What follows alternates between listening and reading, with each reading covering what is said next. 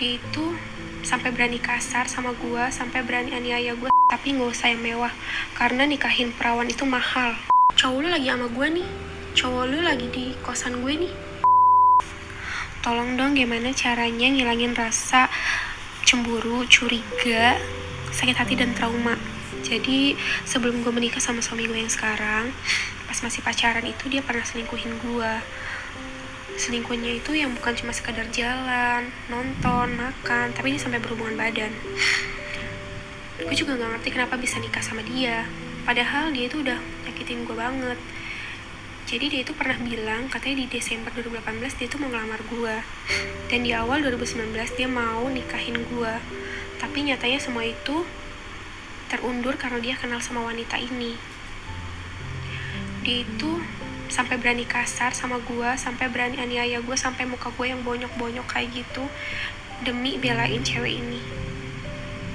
Parah gak sih? Oh my god.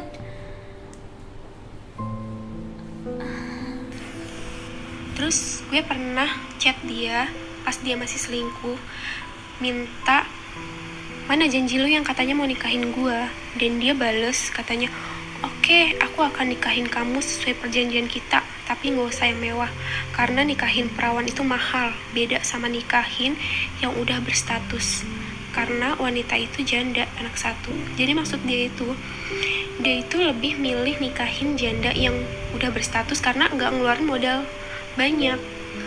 Tapi gak ngerti sih kenapa dia bisa ngomong kayak gitu, karena sebelumnya dia itu gak pernah ngomong kayak gitu. Dia pernah bilang katanya dia itu gak mau sama yang bekas atau yang udah berstatus gitu. Gila nih cowok. Boleh gak ketemu terus aku tampar? Gak menghargai banget. Udah capek-capek kita tuh sebagai wanita menjaga kesucian kita, malah digituin. Terus di Maret 2019 kita itu makan di restoran. Terus gue penasaran dong, pengen lihat handphonenya dia, dan dia gak kasih. Terus dia malah marah-marah. Dia yang banting-bantingin handphone gue yang baru aja gue beli karena handphone sebelumnya dihancurin sama dia karena dia ngebelain wanita itu. Terus dia nyiram gue pakai air. Terus gue langsung pergi sambil nahan nangis. Terus sama dia dikejar, ditarik rambutnya, suruh balik lagi ke restoran itu karena makanannya itu baru datang dan belum dimakan sama sekali. Terus abis itu dia ngoceh, tapi aku gak merhatiin dia, gak ngeliatin dia, gak dengerin dia karena udah sakit banget. Terus tiba-tiba di pertengahan dia ngoceh-ngoceh, dia ngomong kayak gini, abis ini kita beli baju ya, kamu mau beli baju apa? Terus abis itu dia bilang, abis beli baju kita cari toko cincin, terus kita pesen cincin buat lamaran. Psycho, abis nikah. Gak ngerti maksudnya kayak gimana, abis dia selingkuhin, terus dia aniaya, terus dia mempermalukan gue di depan umum. Dia malah ngomong kayak gitu. Terus dia ngomong sama mama gue, bilangnya katanya, ini bu, minta dicariin cincin, tolong cariin yang bagus, yang cocok buat kita. Dia malah ngomongnya gue minta, padahal ya dia yang nawarin. Gak ngerti sih. Manipulatif banget nih cowok asli. Terus cincin udah jadi, tapi dia masih selingkuh sih. Selingkuhan itu chat gue yang bilang katanya, lu nggak akan bisa nikah, lu nggak akan tahu gimana rasanya nikah, dua orang menjadi satu, lu nggak akan tahu. Pokoknya dia itu kayak menyeramahin kayak gitu deh. Dia tuh kayak orang nggak seneng, tapi dia kayak gitu deh. Pokoknya kayak ceramah-ceramahin gitu. Pokoknya dia bakal kayak, dia tuh mikir kalau gue tuh bakal jadi kayak dia, sama jadi janda, amit-amit jombai sih. Pokoknya ya kayak gitu, dia kayak orang gak seneng. Gimana sih? Terus akhir-akhir April deh, gak tahu sih dia masih berhubungan atau enggak. Terus pas gue lagi kondangan sama cowok gue, tuh cewek nge-WA katanya HP-nya hancur, dibanting sama cowok gue, karena kan dia kan satu kerjaan, satu departemen juga kan. Cewek ini bawahannya cowok gue. Nah terus Suruh pindah cowoknya kerja. dia ngadu ke gue, katanya HP gue hancur nih, dihancurin sama cowok lu. Ada kayak gitu. Ya terus berarti dia masih berhubungan dong. Terus gue tanya sama cowoknya, lu ngancurin HP dia kenapa? Terus dia bilang, dianya aja yang kerja malah mainin handphone terus, karena kan cowok gue atasannya dia. Ya terus kerja mainin handphone, lo rusakin handphonenya, gimana sih itu cowok? Udah selingkuh, nggak masuk akal banget. Terus beberapa hari mau ngelamar gue, cowok gue minta izin dulu sama mama gue. Terus sebelum dia ke rumah gue, dia itu ke kosan cewek ini dulu. Gak tahu sih apa yang dia lakuin berdua, karena ceweknya itu nge-WA, ngechat, cowok lu lagi sama gue nih, cowok lu lagi di kosan gue nih. Terus cowoknya diteleponin gak berani angkat, ceweknya juga diteleponin gak berani angkat juga, karena ya berarti benar dia lagi berdua. Karena setiap kali karena mereka lagi berdua, mereka pasti gak akan berani angkat telepon dari gue, karena ya gitu deh.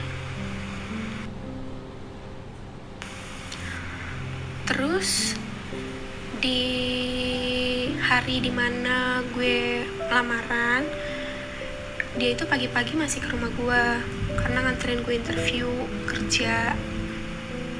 Terus siangnya dia pamit, katanya mau ke rumah kakaknya untuk bantuin persiapan semuanya.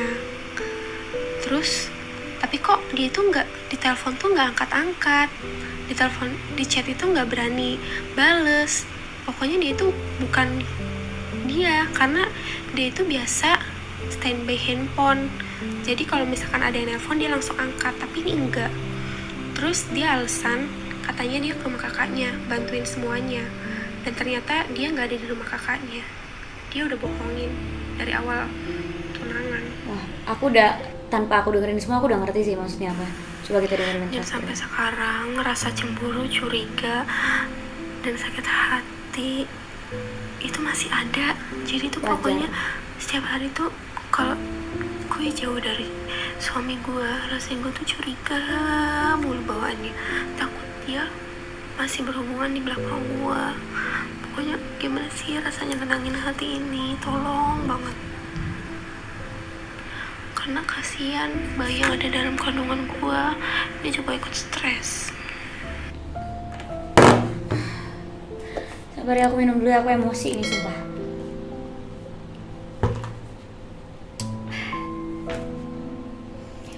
Akan ada 2 nasihat yang aku kasih ke kamu. Satu nasihat baik, satu nasihat yang sebenarnya baik, tapi ini adalah langkah yang berani dan gak semua orang mau mengambil langkah ini. Cuma kalau aku yang ada di posisi kamu, aku akan mengambil langkah yang berani ini. Cuma kalau kamu mau dengerin langkah baik dulu, pertama gini, kalau kamu muslim,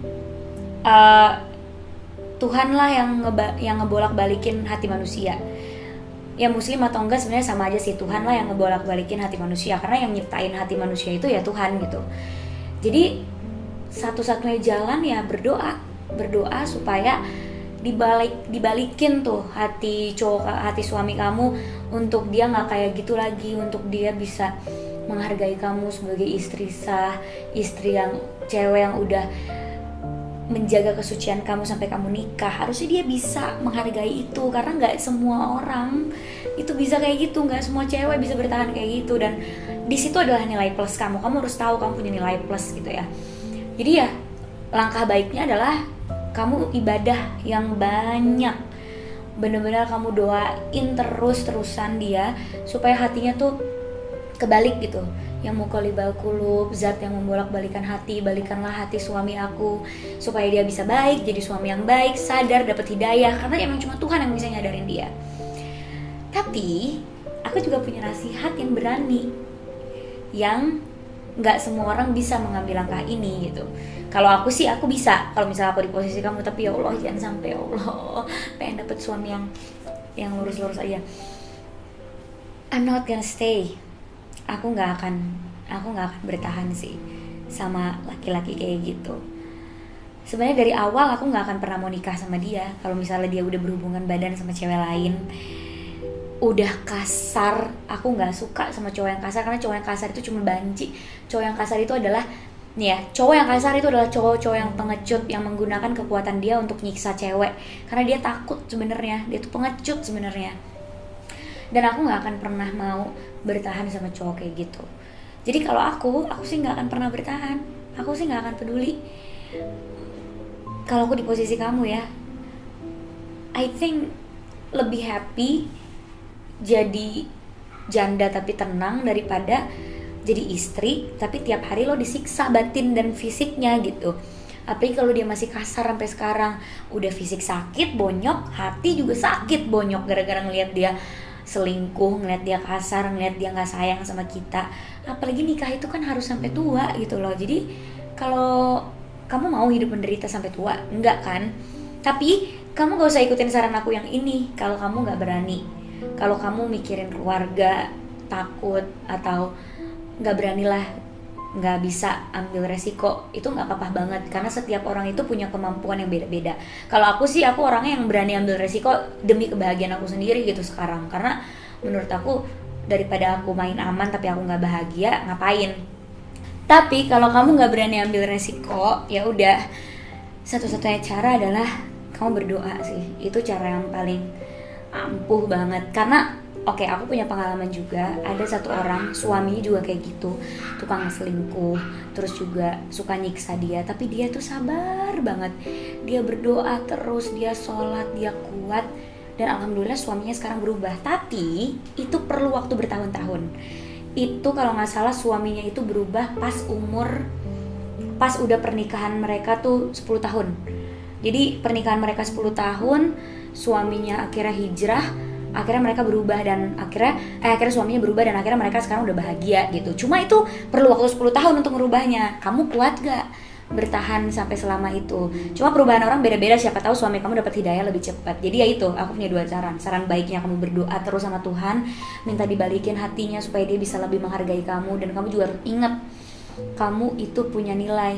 Kamu menjaga kesucian kamu sampai nikah itu jarang banget cewek zaman sekarang. Jadi kamu itu punya nilai plus, kamu jangan takut, Allah pasti bersama kamu.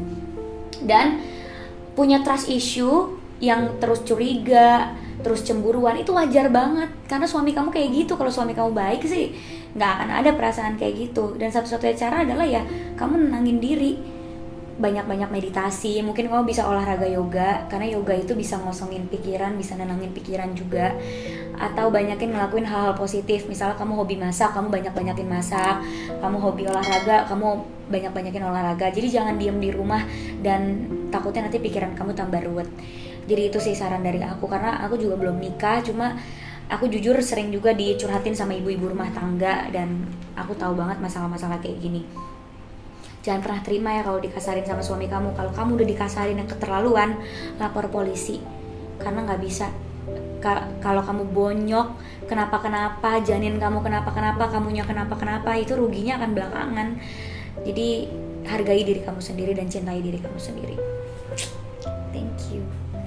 Next, aduh deg-degan nih gue kalau misalnya masalahnya begini-begini. Ya Allah, berat-berat banget sih. Ya Allah, sabar ya, aku doain kamu cepet kelar masalahnya. Aku jadi kepikiran. Ya Allah, aku balas dulu deh chat kamu. Takut aku jadinya, takut kamu kenapa-kenapa. Jangan mau ya dipukulin. Oke, next. Aduh, semoga gak berat banget ya ini ya. Oke. Halo Kak Prilly, gini Kak, aku mau cerita. Kan aku nggak pernah pacaran. Pernah sih dulu, tapi kayak nggak bisa dibilang pacaran, karena itu kan kayak yang kayak dijodoh-jodohin, kayak cinta-cinta monyet begitulah, kayak nggak resmi gitu. Nah, terus kan aku sekarang kebanyakan teman cowok Kak. Terus di sisi lain tuh teman cowokku tuh kayak nggak ada yang anggap aku cewek gitu, kayak semua anggapnya tuh kayak sahabat, cuma teman gitu. Sama kayak aku juga digituin. Terus di sisi lain juga aku kayak butuh orang yang bisa rangkul aku, kayak bisa semangatin aku tuh kalau lagi ngedown saat kuliah kan.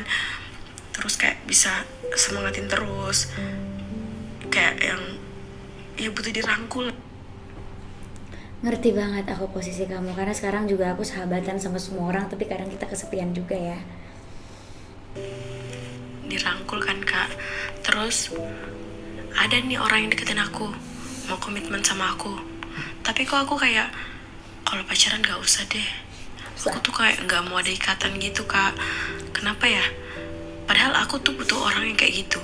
Aku butuh orang yang bisa dukung aku. Cuma Orang yang bisa dukung kamu nggak perlu diikat pakai status sayang. Kalau pakai status ribet. kalau berkomitmen sampai berpacaran tuh aku kayak nggak mau. Takutnya kalau aku pergi jalan sama ini nanti dia marah, posesif. Dan temen aku yang cewek tuh banyak yang posesifin aku Kak. Kok aku pergi sama teman ini dibilang lupa teman lama, aku pergi sama ini Aku banget tuh. dibilang ini, dibilang itu. Aku tuh kayak nggak punya pacar aja setiap hari diposesifin. Kasihan ya kamu ya. Pernah aku bilang, kamu pindah rumah, mau pindah lingkungan di sekolah, supaya jauh aja dari lingkungan sekarang. Karena kan menurut aku toksik banget buat diri aku sendiri. Punya temen kayak nggak ada yang benar-benar tulus. Kalau tulus sih iya, mungkin ada tulus. Cuma tuh tulusnya sampai kayak seposesif itu. Nah, aku tuh kayak gimana sih?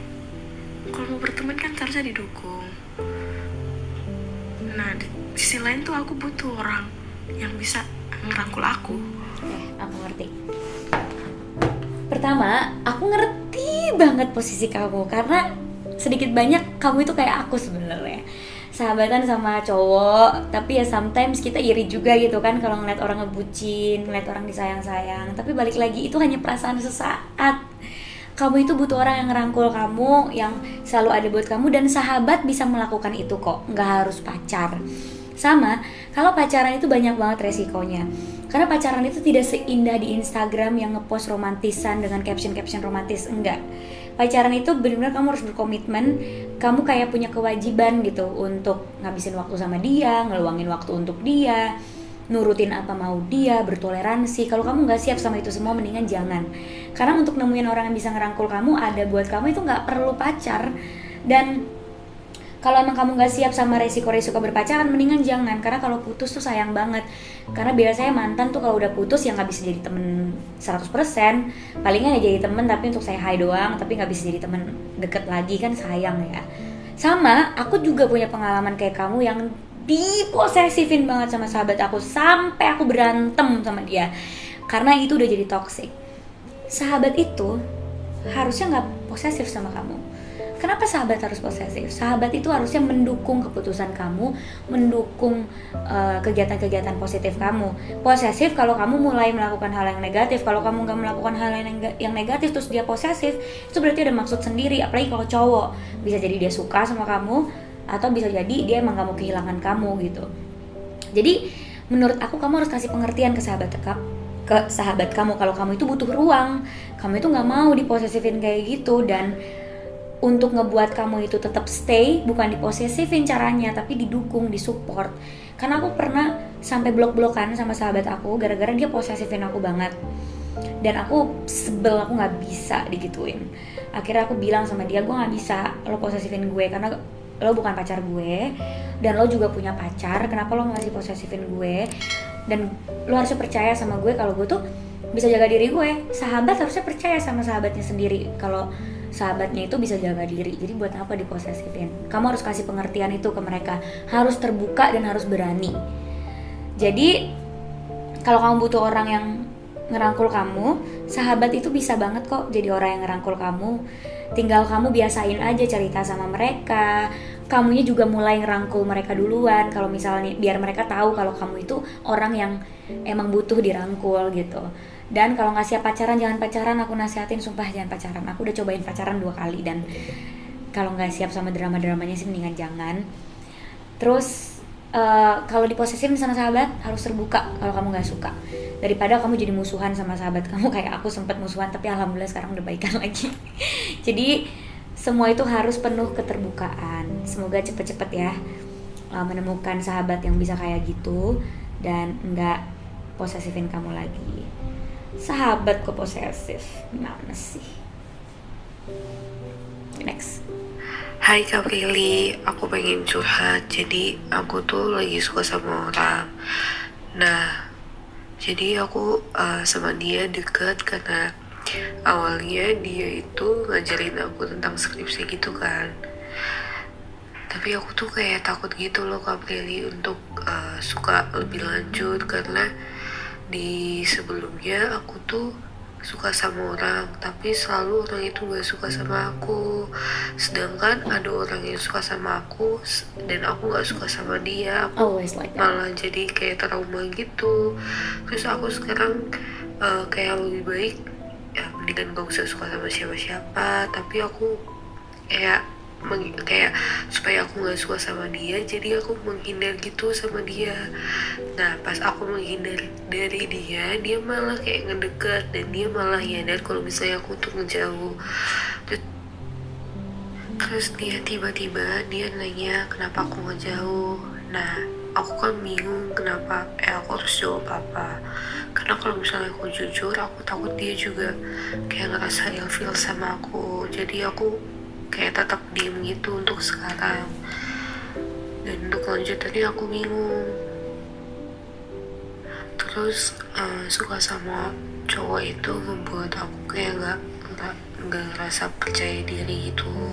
Jadi aku ngerasa setiap aku tertarik sama cowok, aku tuh punya mindset kalau cowok itu pasti nggak suka sama aku, padahal tuh aku pengen banget seseorang itu juga suka sama aku. Aku nggak pengen tuh kayak cuman sebelah doang, maksudnya cinta bertepuk sebelah tangan doang gitu Kak. Gini, ini tuh sebenarnya kamu terjebak sama pikiran kamu sendiri sih. Kayak kamu suka sama orang tapi kamu udah bangun benteng sendiri gara-gara kamu takut orang itu nggak suka balik sama kamu, jadinya kamu malah menghindar. Sebenarnya gimana caranya kamu tahu dia suka sama kamu kalau misalnya kamu menghindar? Menurut aku nih, kamu biasa aja kayak temen dulu. Jadi kamu ya udah kayak temen biasa. Kalau sedikit perhatian ya nggak apa-apa, namanya juga temen kan, cuma jangan yang berlebihan. Jadi kamu jangan yang terlalu menghindar banget, karena kalau misalnya ternyata dia suka sama kamu, rugi loh. Ternyata dia suka sama kamu suka sama dia, terus kamu udah takut duluan, ternyata dia suka beneran sama kamu, nanti kamunya malah akan kehilangan dia. Jadi menurut aku kamu nggak apa-apa bertingkah seperti biasa aja, seperti temen. Terus kalau misalnya dia udah ngasih sinyal-sinyal dia suka sama kamu, kan baru kamu tahu dia suka atau enggak. Kalau misalnya dia nggak kirim sinyal itu, kayak dia biasa aja sama kamu, ya udah kamu juga biasa aja, jadi temen aja. Jadi menurut aku jangan putusin silaturahmi sih, malah dijadiin temen aja dulu semuanya, supaya kamu tahu mana yang suka sama kamu, mana yang enggak. Sama jangan terjebak sama pikiran sendiri, ini cowok pasti nggak suka sama gue. Jangan, aku pengalaman kayak gitu. Aku pernah suka sama orang, aku doain doang tuh orang, nggak aku chat, nggak aku deketin, cuma aku doain doang. Ternyata tuh orang juga suka sama aku. Ternyata tuh orang juga suka sama aku. Terus aku langsung nyesel gitu. Ya ampun, Peli suka sama gue. Ternyata gue taunya pas dia udah sama yang lain gitu. Jadi kan jangan sampai kamu mengalami hal itu. Jadi mendingan menurut aku dicoba aja dulu, jadi temen aja dulu, jangan takut sama pikiran sendiri. Semangat. Satu lagi ya.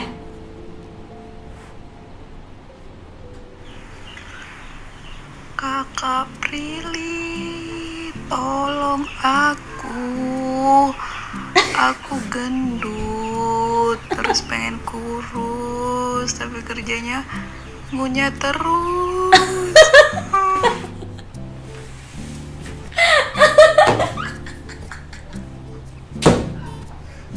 Kita tos dulu deh. Aku juga cita-cita kurus tapi hobi makan loh. Kita tos dulu. Set. Gue juga makannya menona judes mulu tiap hari. Gimana ya aku cara menasehatinya, kan aku juga doyan makan, aku juga doyan ngunyah.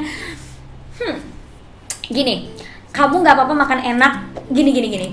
Aku bisa nasihatin orang untuk diet nih, karena aku juga ngelakuin. Nih orang bisa catat semua nih diet gue. Jadi pagi kamu makan roti gandum. Selainnya itu boleh yang manis-manis, enak kan tuh udah enak tuh, boleh yang manis-manis. Terus minumnya teh tawar, tapi roti gandum ya. Terus siang kamu makan nasi 5 sendok. Terus lauknya itu boleh ayam atau ikan atau daging, jangan tiga-tiganya ya, jadi pilih salah satu, ayam, ikan atau daging, boleh pilih salah satu. Kalau bisa sih dibakar atau direbus, tapi kalau kamu awal-awal mau digoreng juga nggak apa-apa, pilih salah satu. Terus sayur, nah udah makan siang itu aja, nasi 5 sendok, ayam, ikan atau daging, sayur, sambal boleh. Nah terus malamnya cuma boleh makan buah apa aja, enggak, jangan makan buah alpukat, jangan makan buah nanas, jangan makan buah alpukat, mangga, duren, pokoknya yang berlemak-lemak tuh jangan. Jadi kalau bisa makannya apel, pir, buah naga, jeruk, itu boleh. Nah, kamu makan itu Senin sampai Jumat kayak gitu, Sabtu Minggu kamu bebas makan apa aja. Udah enak kan tuh, jadi kamu diet tapi tetap bisa makan enak, cuma porsinya aja yang dikurangin. Terus malam cuma boleh makan buah doang. Sabtu Minggu boleh deh kamu makan terserah, tapi jangan kalap. Jadi boleh lah makan enak. Itu yakin deh kalau kamu rutin kayak gitu, sebulan bisa turun berat badannya. Jangan nyemil juga ya Senin sampai Jumat. Jadi kalau mau nyemil di Sabtu Minggu aja. Sama olahraga. Kalau kamu nggak tahu mau olahraga apa, untuk awal-awal lari pagi aja dulu. Jadi lari pagi sejam, udah selesai lari pagi sejam, itu rutinin lari pagi sejam setiap hari. Jadi boleh dicatat tuh yang lagi mau diet tuh, itu aku pernah ngelakuin diet itu dan berhasil. Kalau sekarang sih udah nggak diet lagi ya, karena aku olahraganya udah keras banget, aku udah pole dance, udah nge-gym, jadi kayak aku masih makan ngasal. Cuma yang paling penting adalah tetap harus happy, jangan dipaksain. Karena gendut juga cantik kok, siapa bilang gendut nggak cantik? Jadi pede aja guys. Oke, itu dia tadi dengarkan curhatku kali ini. Jujur aku pusing dengerin curhatan kalian, ya Allah, complicated banget. Tapi itu ngebuka pikiran aku sih, ternyata ada yang punya masalah kayak gitu, dan ngebuat aku jadi berpikir juga. Dan buat teman-teman semua yang nonton ini, coba dong komen di bawah kalau kalian punya pengalaman yang sama, dan bantu aku memecahkan masalah teman-teman ini. Karena siapa tahu mereka nggak puas sama jawaban aku, tapi kalian punya jawaban yang lebih baik, jadi mereka juga bisa dapetin jawabannya di komen kalian gitu. Dan sampai ketemu di sesi dengarkan curhatku selanjutnya. Semoga konten ini bisa membantu kalian memecahkan masalah kalian, dan aku bisa menjadi teman online kalian. Terima kasih untuk hari ini, aku istirahat dulu ya, pusing banget aku loh dengerin curhat kayak gini, capek juga ternyata jadi mikir ya. Sampai ketemu di video selanjutnya, love you. Jangan lupa subscribe, like, comment.